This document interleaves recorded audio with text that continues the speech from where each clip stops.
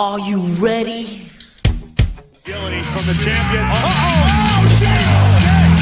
That could be it. Delivered this deep six.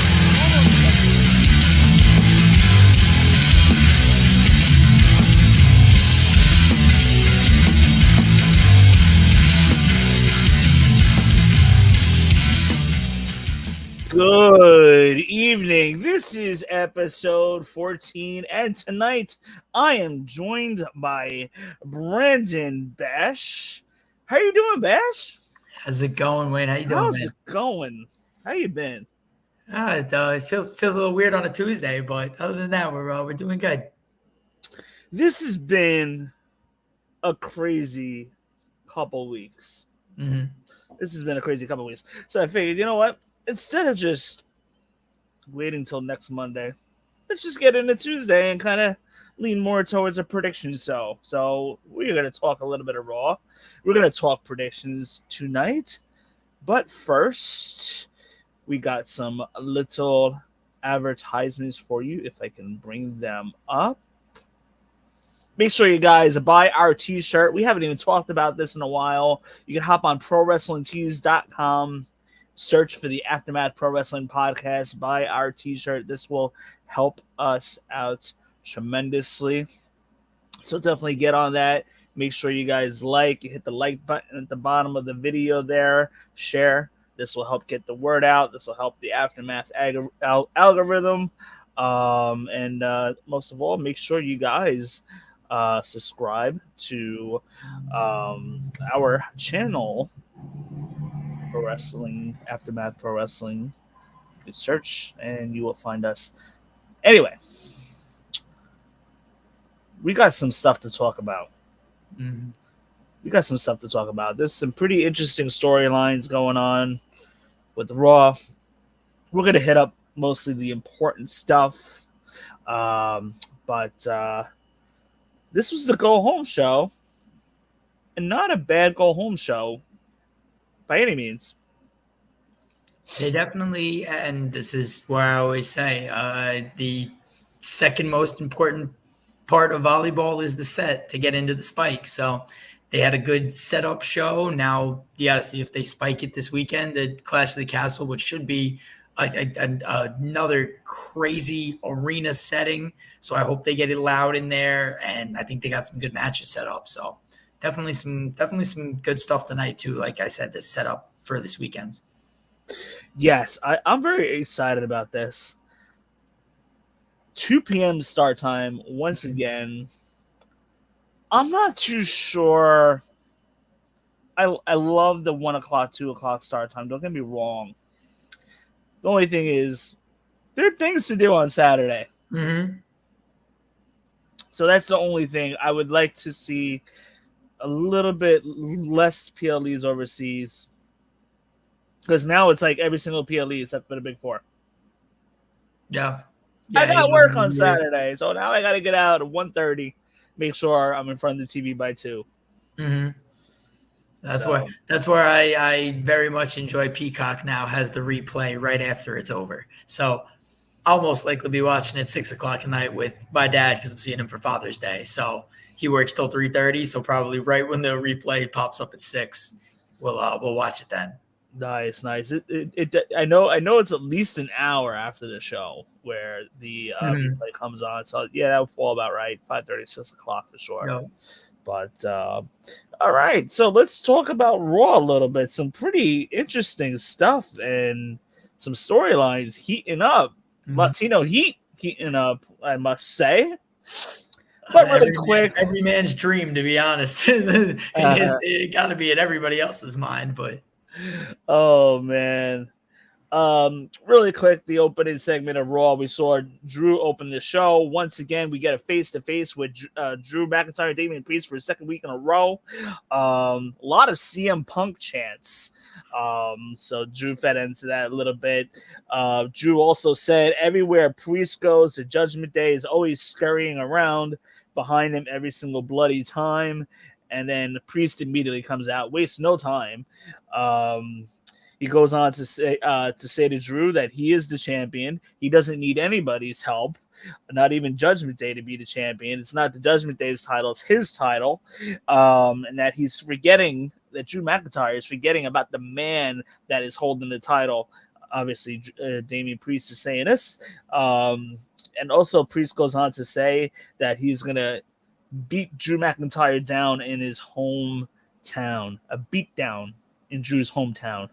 And then one last note I got out of this segment is Priest volunteers Finn to face Drew. If Drew wins in the main event, we see no Judgment Day at ringside. If Finn wins, then Judgment Day gets to watch the match from ringside. How did you feel about this segment, first of all? I saw the ending coming right away. I knew that with all of them in the ring, somebody's going to face Drew for the Bard from ringside, because that's WWE follows the script. You know, it goes all the way through. So definitely, I definitely saw that one coming. But other than that, it just showed that the Priest versus Drew is going to be a very styled fight, and it's going to be the main event, because that's just, it makes sense, like you said, in his hometown. Who's going to win? Does he get the belt at home in front of who knows how many screaming fans, or does Priest upset him now without the help of the Judgment Day? I don't know if you really noticed. There's a little bit of a weird dynamic with these two right now, because Drew's been the heel basically for the majority of this year. All of a sudden, he's playing up to a babyface, and meanwhile, Priest, he's a heel, but he's a likable heel. So it's like it's a weird dynamic going on. It's strange where the likable heels come into, because there really weren't too many of them, and then all of a sudden there's a lot of likable heels now. So that's starting to be another over position that WWE never really saw. Yeah. So we're gonna jump. Now that we talked about the opening, let's talk about the main event match next. So this way we can get to the Liv Morgan dynamic part of the Raw. The main event, we see Finn Balor versus Drew McIntyre. And we see Judgment Day trying to interfere. However, Drew stands tall, pins Finn Balor, following the Claymore. And then we see Drew McIntyre and Priest go face-to-face, with Priest holding the title. So, very, very interesting setup. A proper ending for a go-home show. I'm excited about the match. I'm going to try to shy away from the prediction of who I think is going to win. We'll get to the prediction part of it. But how did you feel about the match overall? It was one of those matches where, Finn Balor is a great wrestler. He definitely he does his hold for a little bit. Claymore out of nowhere is usually the move to end all moves, so that made sense. It just kind of shows the setup that Drew is still Drew is dominant in the latter parts of the match, and there's going to be a lot of back and forth in the Priest versus Drew match. Yeah, no, I think there is going to be a lot of back and forth there.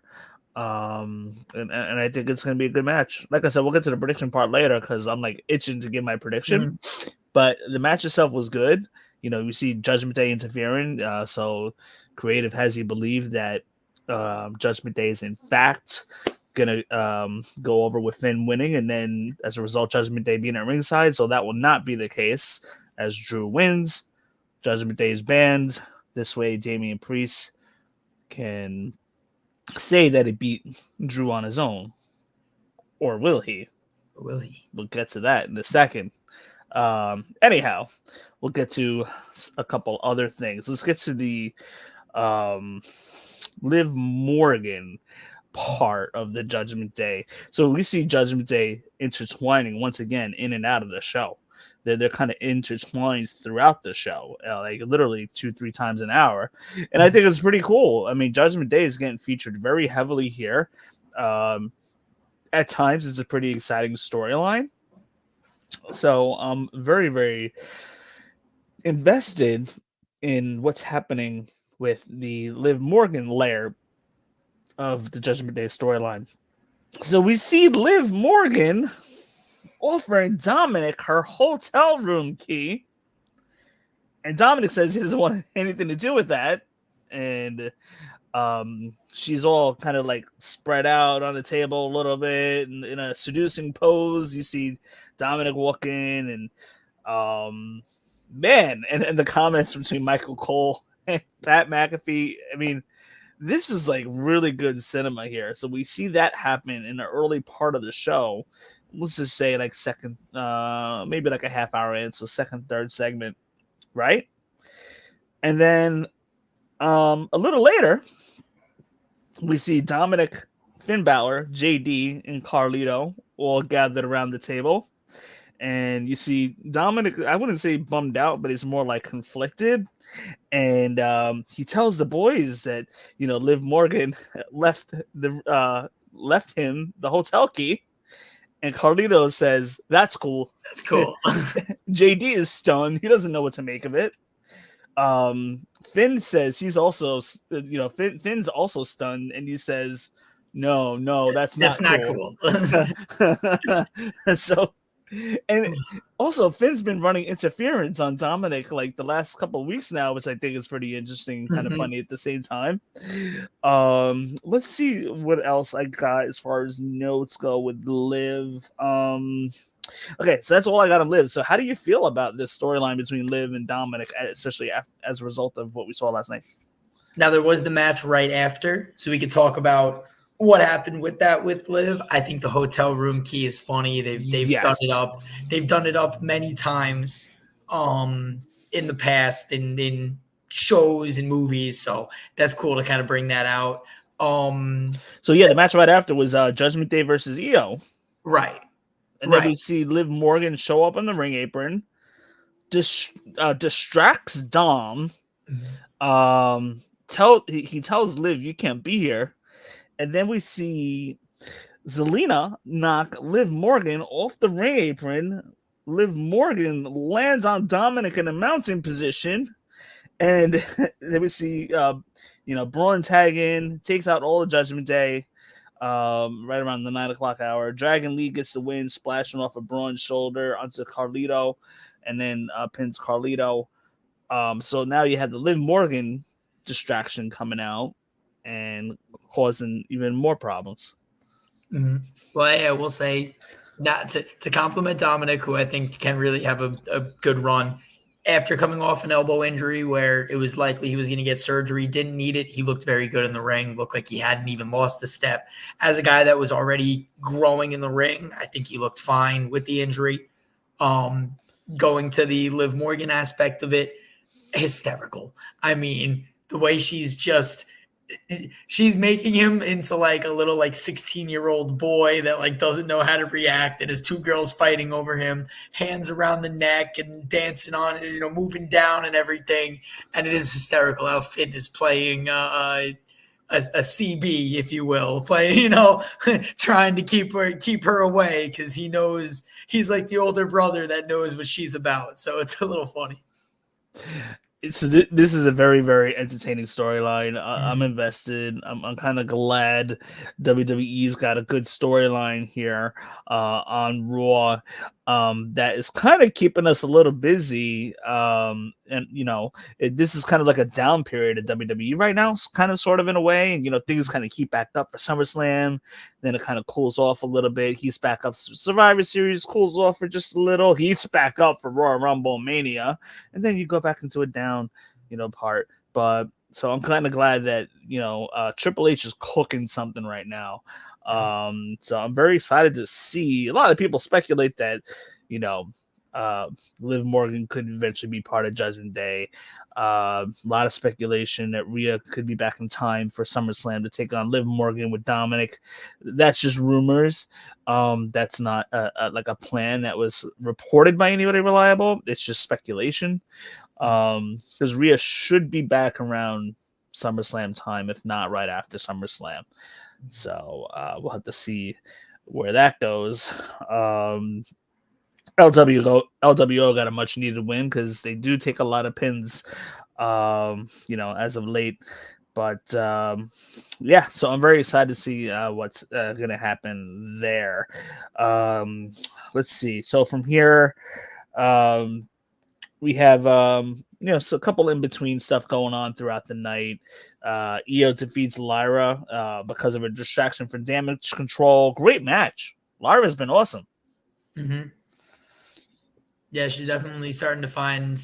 I said she had to find her rhythm in the ring, and that, as we were saying, if we got to find a reason to cheer for her, sometimes it's just the in ring, and she's finding her rhythm. Yes, she got interfered with tonight, so the loss makes sense. And obviously, the scene right after, I don't know if it was right after, I think it was a little bit later, where we saw Damage Control in the back. And we saw Io say that Damage Control has to change, even after a win. So that was definitely a strange Damage Control dynamic change. Yeah, that was interesting there. And like Dakota Kai and what's her name? Help me out here. The other girl. You lost me. Dakota Kai and Io, and oh my gosh, why am I drawing like a brain fart right now? Why are we both blanking? But they were both bewildered. Like looking at Io, like what the heck is going on? She was like flipping out. But yeah, Dakota Kai saved Io from getting pinned. Because Lyra had the Nightwing, the finisher, and we saw Io pull the hair of Lyra, then followed up by the roll. Carter and Chance, come in for the win. And that was Kairi Sane. Sorry. There it is. Okay. Yeah. I was thinking I was in between a couple different names. I got so many tabs open up in my head right now. Mm-hmm. Just picture a bunch of computer tabs all across the screen. There's a bunch of tabs open like crazy in my head right now. You can't find the music playing, right? Trying to pause the music and you can't find it. Oh my gosh. But you could. So yeah, like we said last time, Lyra, she just really needs to continue to work on character development, and we know she's got the in ring. In fact, I think Lyra is the best WWE women's performer right now. Now she needs to work on speed. That's the biggest thing.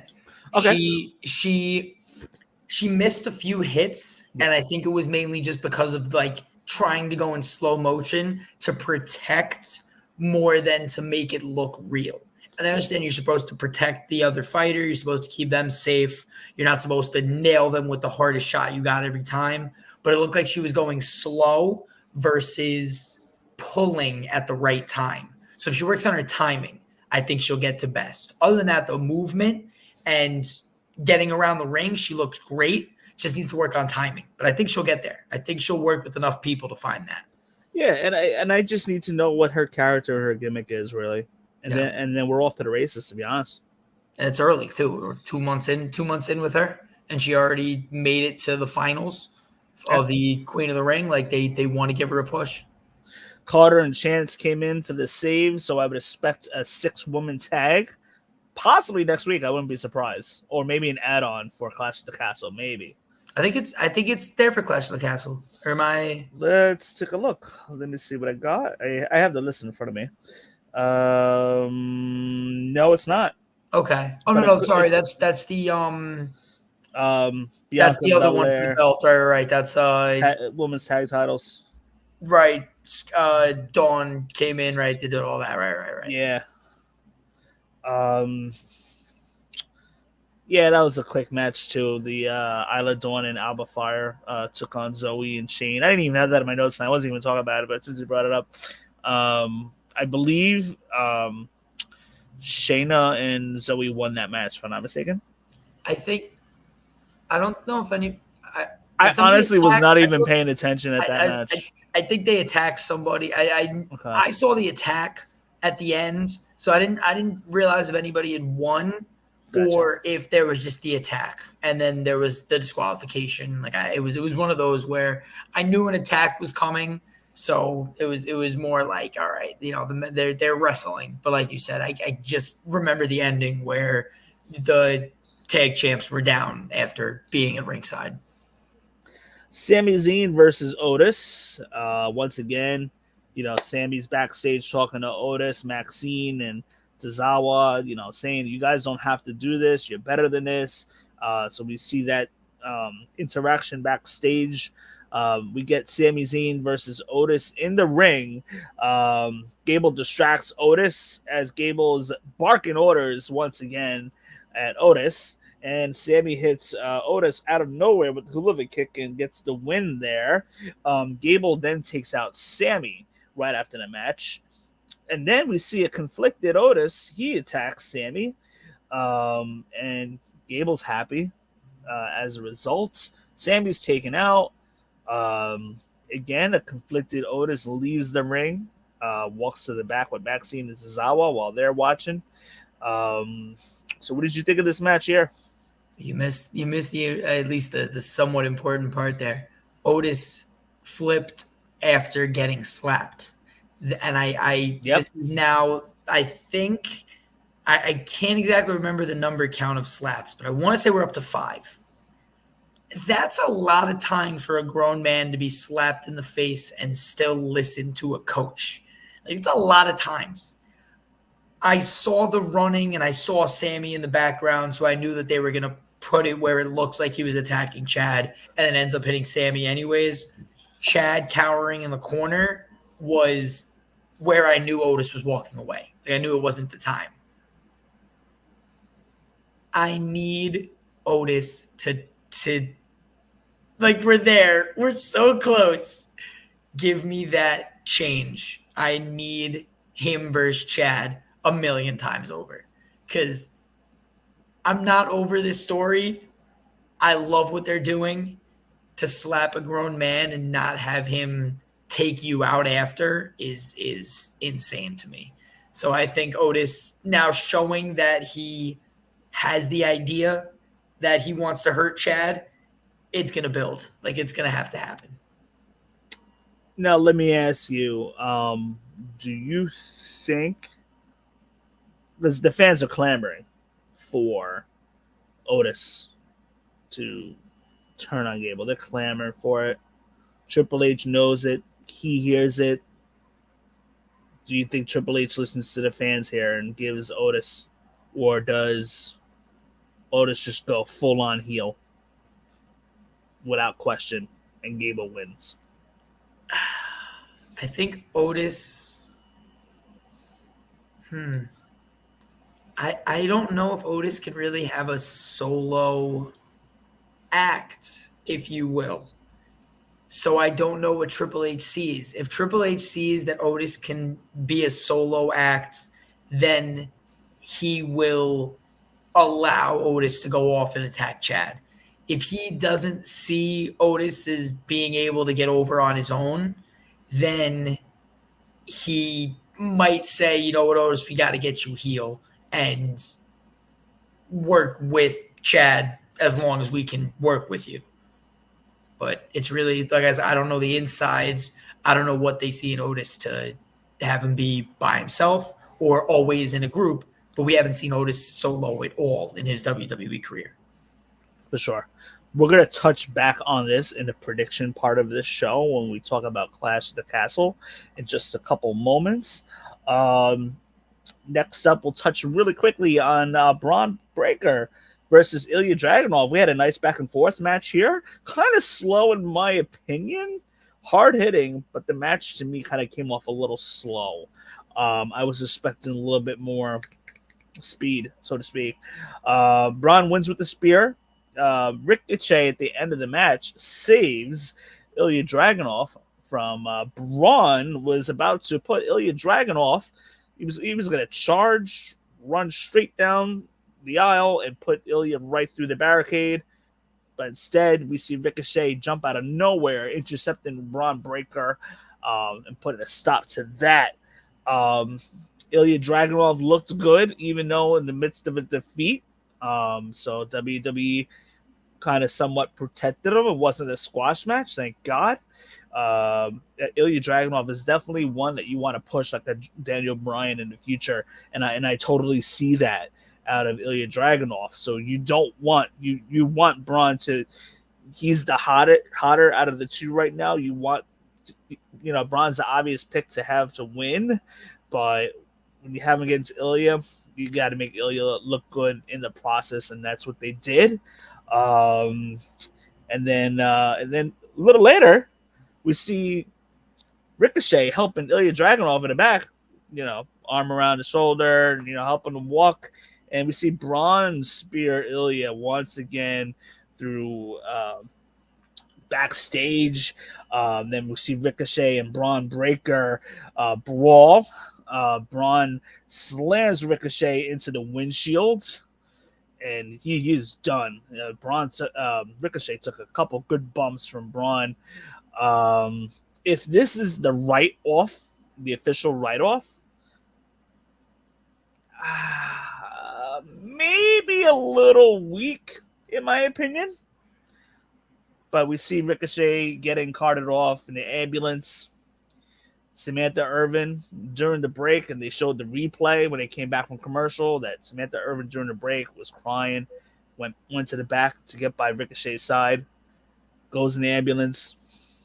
Then after that, we get blessed with Pat McAfee's ring announcing the main event, which I thought was hilarious. Michael Cole gave it a 3.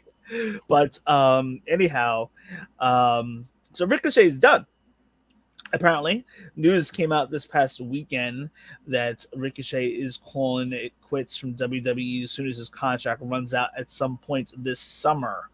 So Ricochet is apparently leaving, according to multiple sources within WWE, although it hasn't been 100% confirmed by the more reliable news sources yet.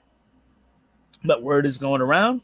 Word was going around this weekend that WWE had plans are in motion to write Ricochet off, and quite possibly we saw that write-off last night. I am definitely surprised because that is your inaugural speed champion.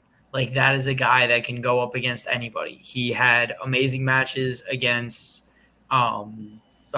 Big Bronson Reed, at a guy that's literally double his size, and then he has amazing matches with guys like a Braun Breaker, like a Dragunov, that are just, all three of those guys are completely different sizes, but he puts so much effort in the ring that he can run with anybody. And he's one of the most believable mid-carders since, I'd say, Kofi Kingston. Like, he's just one of the most believable mid-carders. And if they gave him a push, who knows what they could have done, and if they could have made him into a higher champion versus just a United States or Intercontinental champion. So I'm definitely upset at seeing Ricochet's potential leaving. And like you said, if that's the ending of Ricochet getting slammed into a car and then saying that his spine is messed up and he'll never wrestle again just to go wrestle for the Indies, I don't know.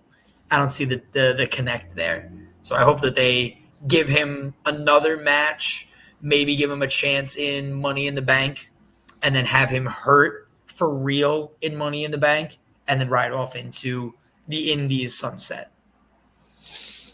Yeah, so it's definitely something to keep our eye on as that news story progresses. I haven't really paid attention much to wrestling news today, but basically I'm kind of still going off of what news was being reported this weekend and what we saw last night. So there's a bunch of contracts that are up this summer. Yeah. More than likely, each of those contracts that are up, Becky, she should be coming back. So we saw Seth resign. We saw Finn Balor resign. There were a couple names. We saw Drew resign. Most of these guys. Gable is very close. I know I saw that today. I think Gable is getting closer. Yeah, I didn't realize Gable's 37 years old.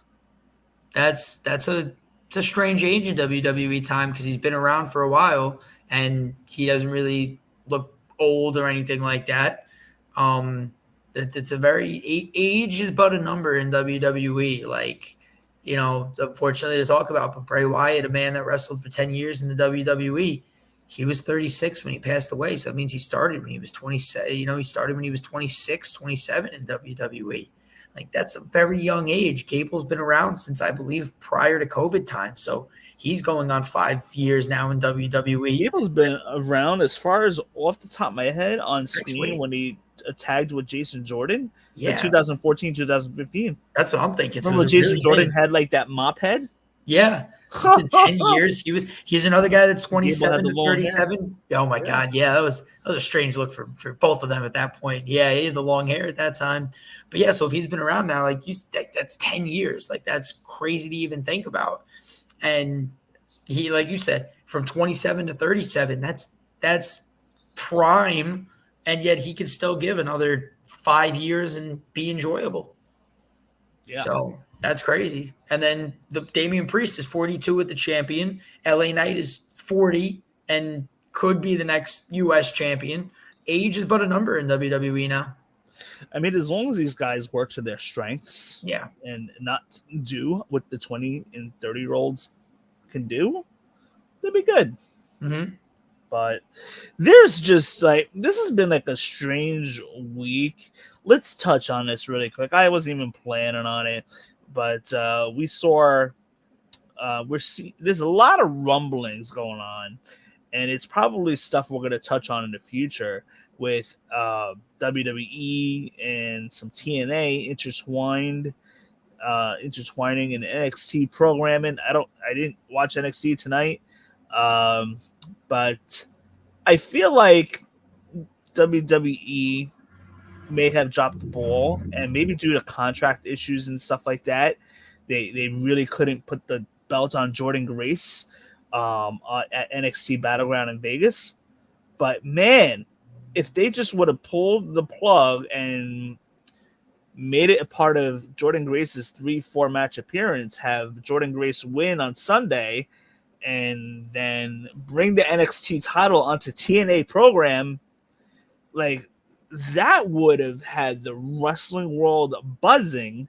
And then you have a WWE talent come on TNA program and beat Jordynne Grace on her home turf and, win the belt back. So I just, that's really kind of what let me down with the pay-per-view. I just want to see Jordynne Grace win, it's TNA champion win on WWE soil, and then her to lose it again in a couple of weeks at TNA's upcoming pay-per-view. Have Roxanne go there. That would have drawn more eyes to the TNA product too.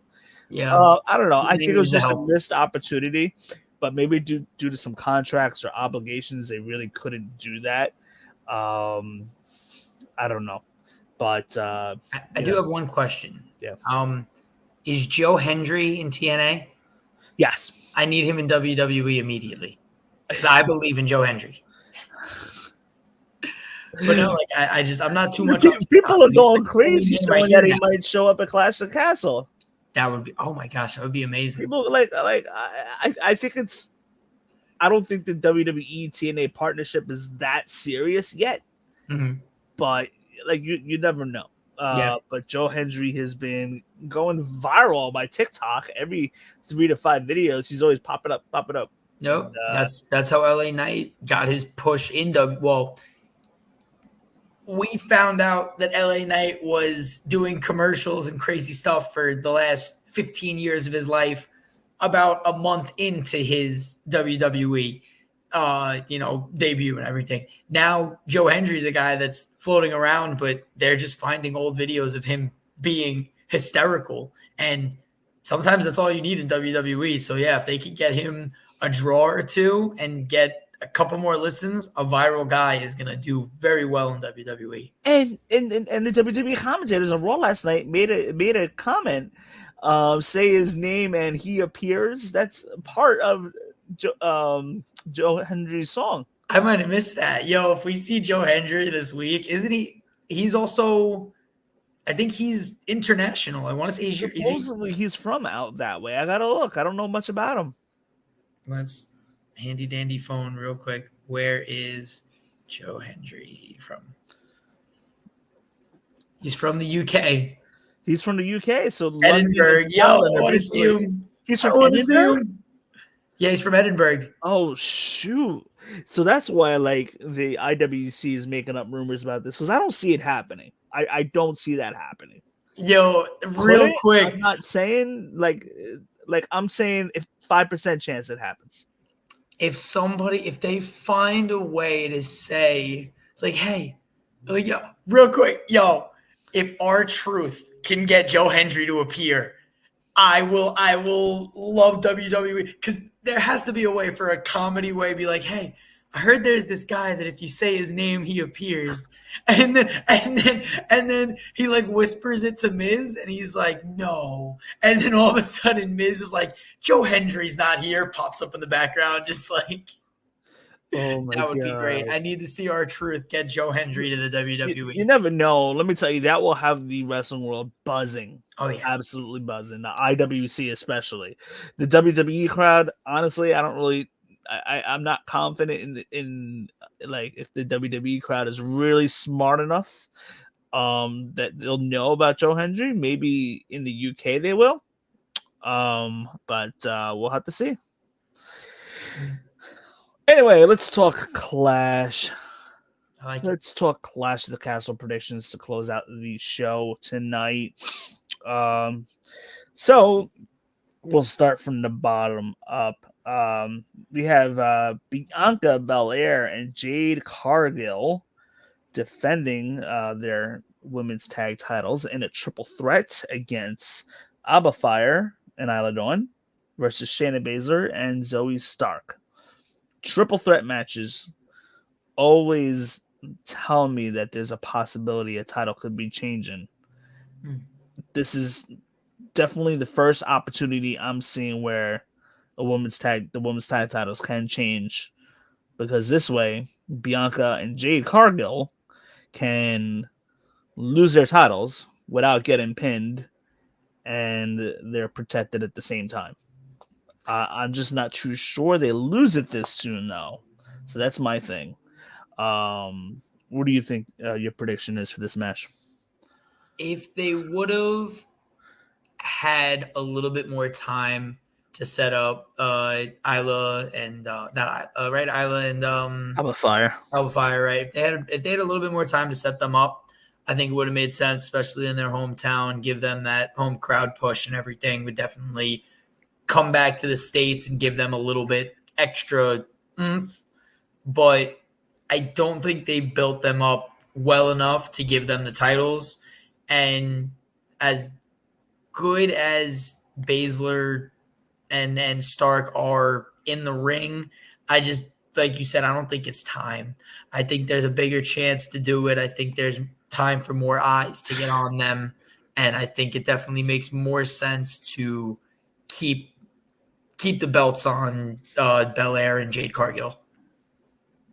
Yeah, I feel like I need the women's tag division to develop more. Mm-hmm. Mm-hmm. I'm pretty confident that Bianca and Jade win and retain, although it is an opportunity again to take the titles off of them while still being protected.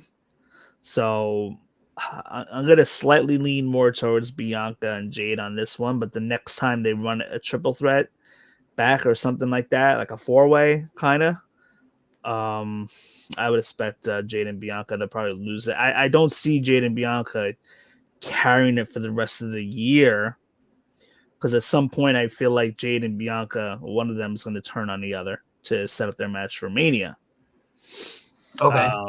At 41. And you got plenty of time to do it.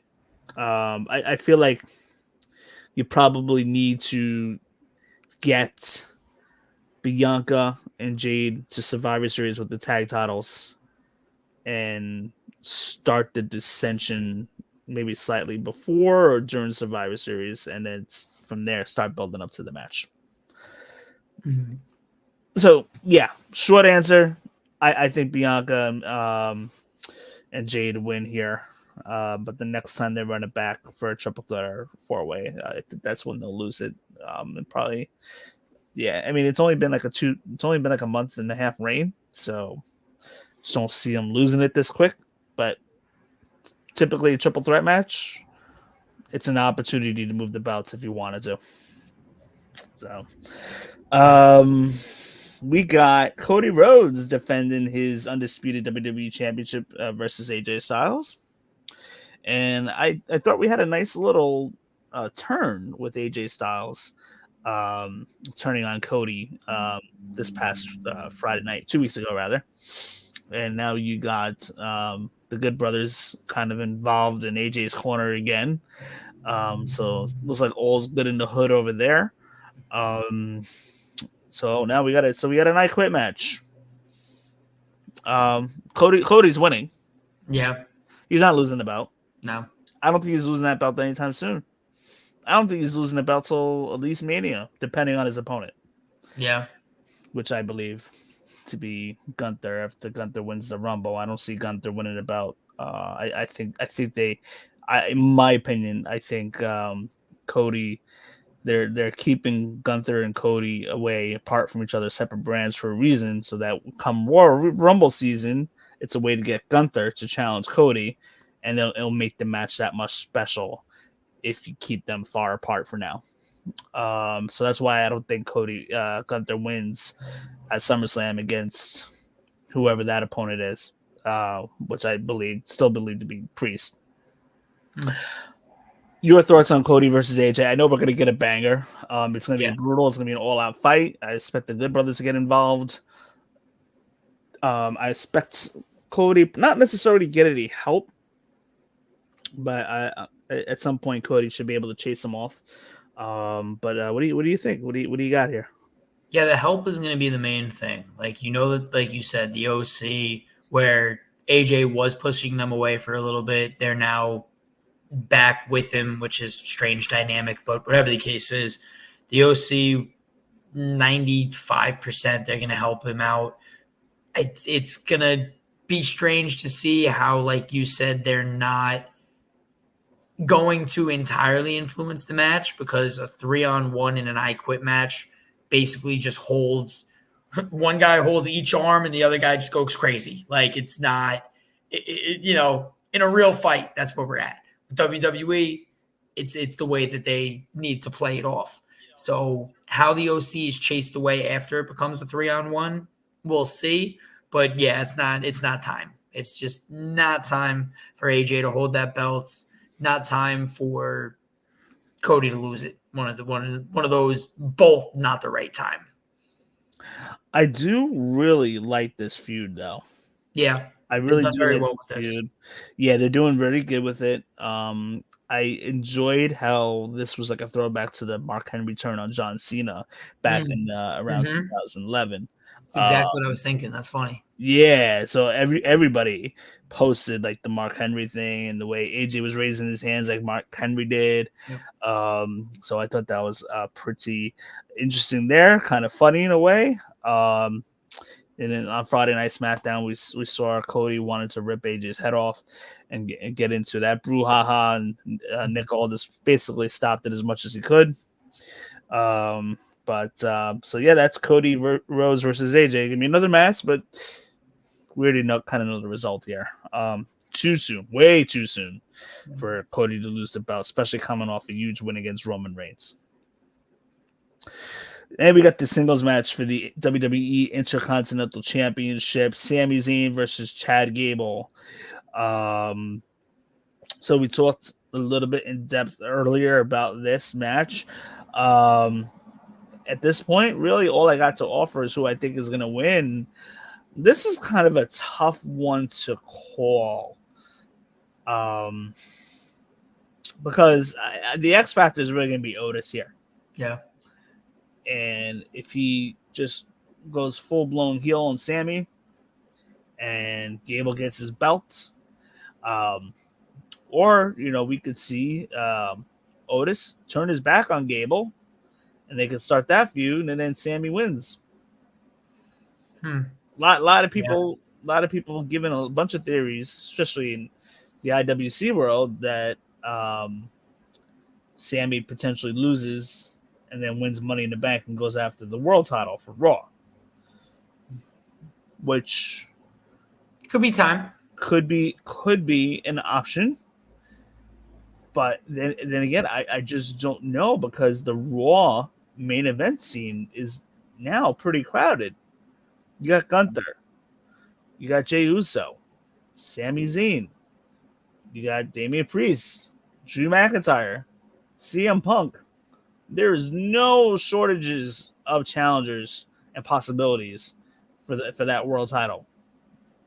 I know that if well, we'll talk more, but Drew McIntyre, we suspect that it's going to be Drew Punk at SummerSlam. That doesn't need a title. Right. Doesn't need a title. The feud's kind of already built itself up. So I'm kind of having trouble with this one, to be honest with you. I might be leaning slightly more towards Sammy on this one.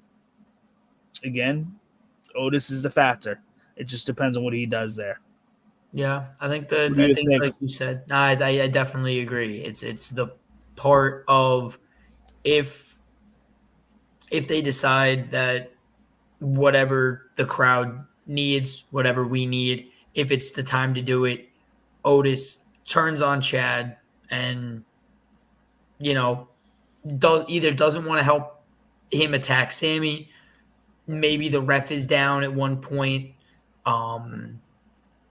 Maybe we have an all-out stunner and we see Maxine slap Chad Gable instead after smacking around Otis so many times. I think that would draw Otis to go whichever way. So that might be my sleeper is we see Maxine slap Chad this weekend. That will be my sleeper pick. Maxine slaps Chad this weekend. Yeah, we can't forget about those other two. I mean, Chad Gable's basically been putting them in place, and they've kind of just been falling in line because Gable's been yelling at the two of them and demeaning them for a number of weeks now. Mm-hmm. So that the two of them could be a factor too as well. But we have Bayley defending her WWE Women's Championship against Piper Niven. One would assume Chelsea Green would be in the corner.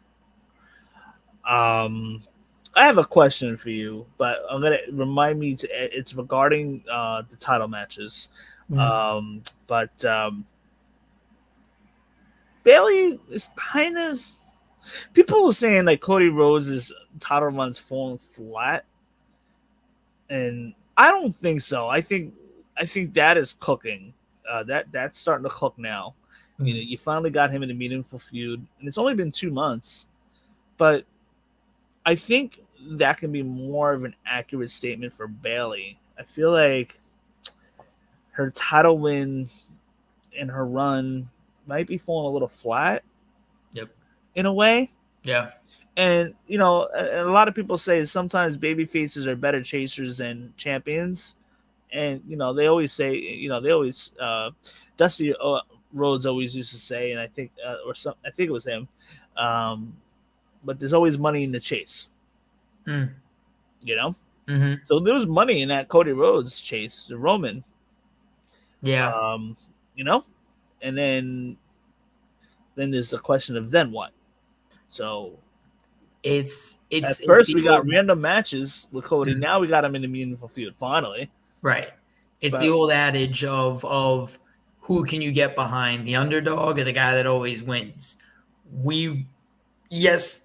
It seems like everybody loves Roman. It's only because he's missed in the programming and everything.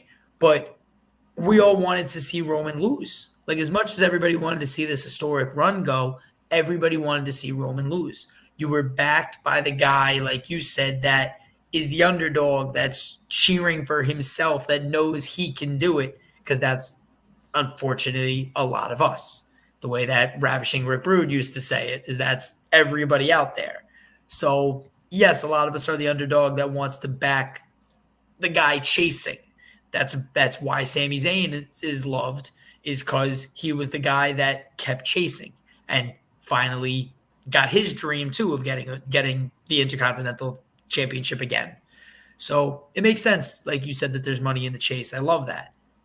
I think Bayley needs a chaser, and nobody's really chasing. Nobody's attacking her. Nobody's lifting her up to their level. Piper's not at Bayley's level by any means. So she's now going down, and in my UFC terms, the champion is now fighting the 10th ranked guy instead of the first or second ranked person. So having said that, would you? Oh yeah, we're getting comments about Dominic Mysterio. I'll show them in a second, but yeah, I might have to go out on a limb and say Piper Niven may be given a chance. She might be given a chance. I'm just not too sure if Bayley's run is really doing it for me personally. I really still don't know what Bayley's new gimmick is, to be honest with you. Like, we know she's a good athlete, she's a likable character, but like, I'm just asking myself, and I asked this a lot about a lot of WWE talent, and even on AEW, like, okay, they're good wrestlers, but I need a reason. I need a reason to be invested into this person. Mm-hmm. I'm slightly leaning towards Piper Niven. I wouldn't be surprised if I'm wrong, because Bayley just got this title less than 2 months. Triple H is not really known for moving titles off of people quickly. Yeah, that's true. He wants He to likes give them to give 100 6 days. to 12-month runs. Yeah, even if anything, I see a lot of the 4-month runs, those 120 to 6 month of 180 days. I think that's definitely, if you look at recent championships, a lot of 4 to 6 month championships give them at least 3 defenses at a pay-per-view or a PLE now, and then after that third or fourth one, move on. Yeah. And then we got Damian Priest defending against the World Heavyweight Championship against Drew McIntyre, which I believe this is going to be the main event. So we talked a little bit about what I was hinting at it before. We know Judgment Day is not going to be in ringside because Finn Balor, he lost against Drew. So Dominic Mysterio, Finn Balor, and JD McDonough, they are all barred from ringside. Probably not even traveling to Scotland for all we know. Who knows? Mm-hmm. So I'm thinking to myself, all right, so how is this going to play out now? So do we get because I don't see Damian Priest losing the belt this soon. I feel like he's starting to get some momentum. Judgment Day's got some newborn momentum. With the whole Liv storyline, she's been helping carry that. So I got to give Damian Priest here. But I'm thinking to myself, all right, how's this going to happen? Judgment Day is not going to be around. But then we are forgetting one person. And that person, in my opinion, that's going to show up and he will appear, is CM Punk. Wow. He's going to show up and he's going to cost Drew that title. You know what? And start building to SummerSlam. SummerSlam is less than 8 weeks away. So they're going to further escalate this feud and start building for SummerSlam. Yeah, it's Money in the Bank. And yeah. See, now that's the unfortunate thing is, it, like we were saying, there's likable heels. Then Drew is starting to get the crowd momentum. Going home is going to get that crowd momentum. Drew will flip back to heel. Yeah, I think that's definitely the move on that. But now Drew is going to be in front of his home crowd. So then, so they're going to lift him.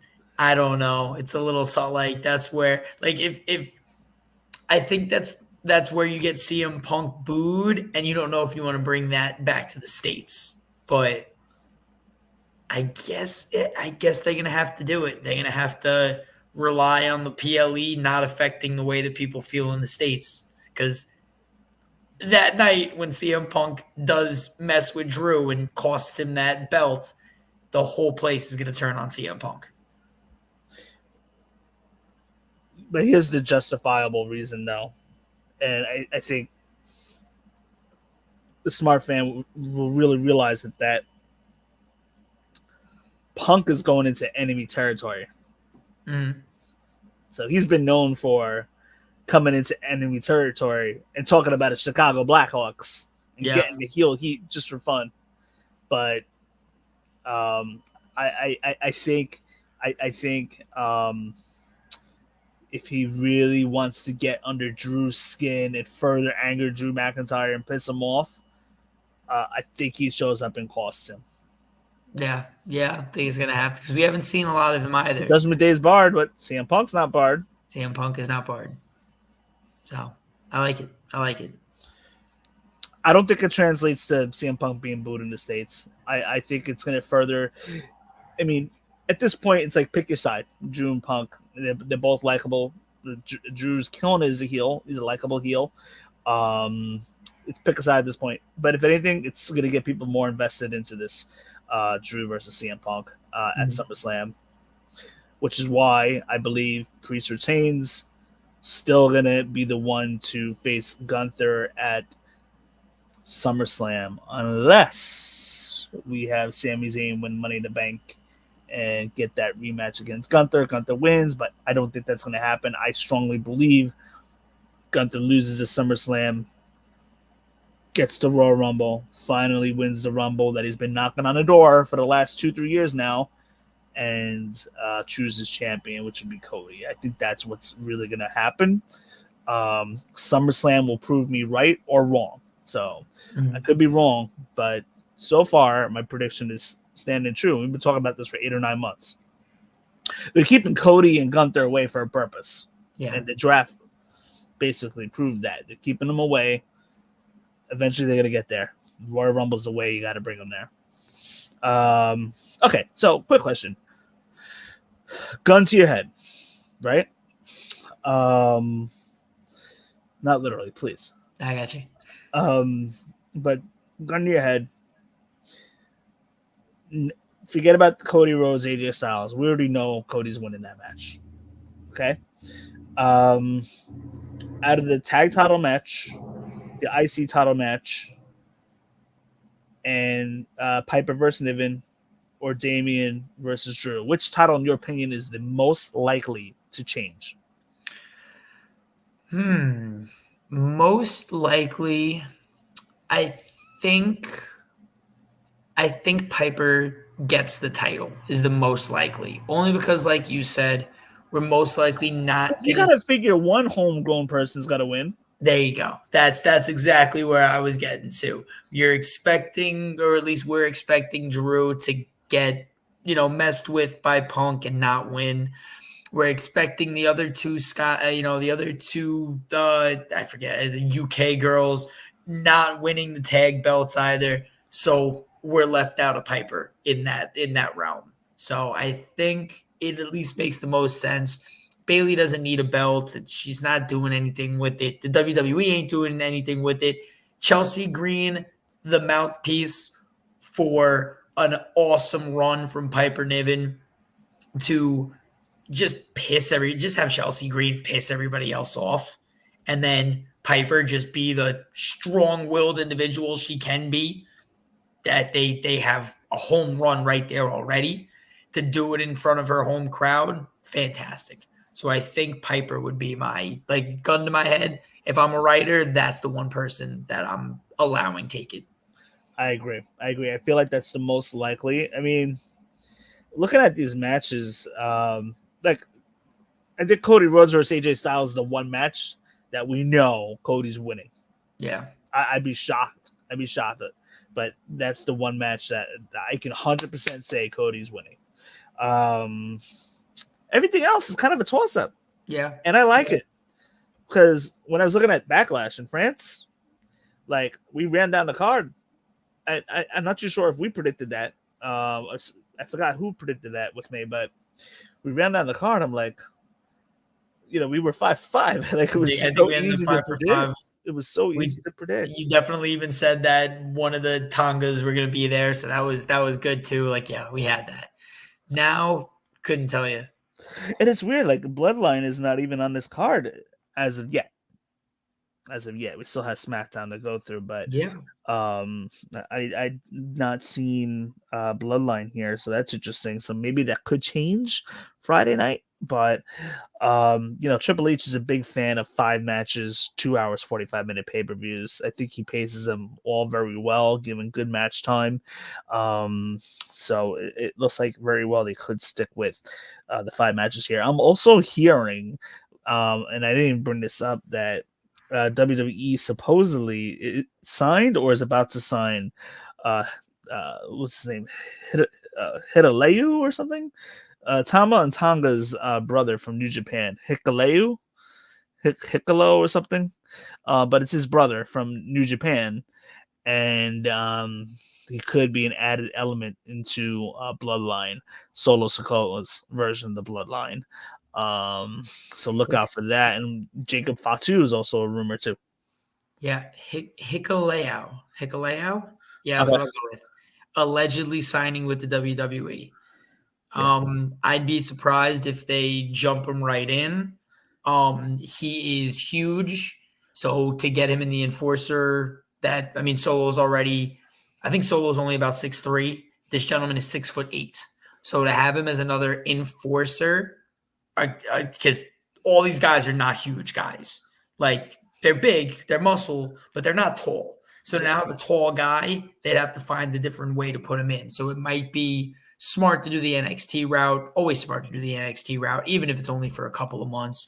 Get people to know his name, know that he's there, smelling the water, smelling the blood in the water that's in WWE, and then have him join the bloodline after. Even with Roman expected to somewhat come back by SummerSlam, hit or miss. So could be a lot of things that could happen there. Absolutely. You could have 2 bloodlines.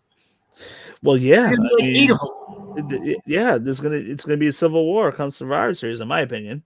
Yeah, War games. A civil war. That's Slowly, it's a great move. They slowly build into it. They're slowly building. I like it. Triple H is cooking. He is cooking. He is stirring up something right now. We just gotta be patient.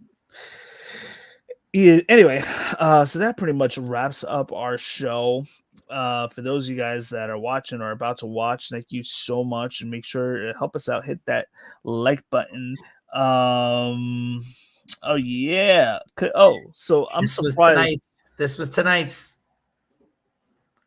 Can you read it? You got it. You refuse salvation. The reckoning is inevitable. It's 5 days, 20 hours, 40 minutes, and 35 seconds now. Oh, this is the next Raw, the start of the next Raw. Yes. This is exactly the start of the next Raw. So, we are going to see whatever this has been. We're finally going to, since I don't know how long it's been, probably the last 3 months they've been doing this. Yes. We are finally going to see what it is. This is going to be a very, very interesting. That is very interesting. I did not see the latest barcode until you showed that to me, so that's very interesting to know. I kind of figuring that they're going to be coming out very soon. I don't. Monday. To start building towards the next pay-per-views. Start cooking up something for SummerSlam. I think this is Monday would be a good start for sure. Yep. Yeah. But thought I'd show you that. I was able to catch that. I saw that because I watched it taping and I was like, oh, I could pause, rewind, get it. So yes, that is a countdown to the next Raw. But very cool. Can't wait to see what they actually do with that. Yes, it's gonna be so interesting. I always love the day after like major pay-per-views. It always starts to let off the new feuds and stuff like that. So I always expect like the first Raw after pay-per-view and the go home show for the next pay-per-view. Those are always my 2 favorite Raws to watch. Mm-hmm. Like something good's gonna happen. But anyway, those of you guys that are watching, thank you so much. Make sure you hit that like button, share. We will work on possibly doing a post show. I don't know how that's going to look like yet for Clash of the Champions. But we're also going to be working on getting some AEW stuff in there. So those of you AEW fans, I know you guys have been neglected. I am sorry, but we will get to it. But we've been very, very WWE heavy for several months now, and with good reason. But anyhow, so keep an ear out for that, and make sure you guys are subscribed. And Brandon, thank you so much for hopping on tonight. And we will be back with another Raw post show in 2 weeks on Monday, immediately after Raw, and hopefully we get a post show for Clash of the Champions this weekend. So those of you guys that are watching, thank you so much for hopping on, and we will catch you guys later.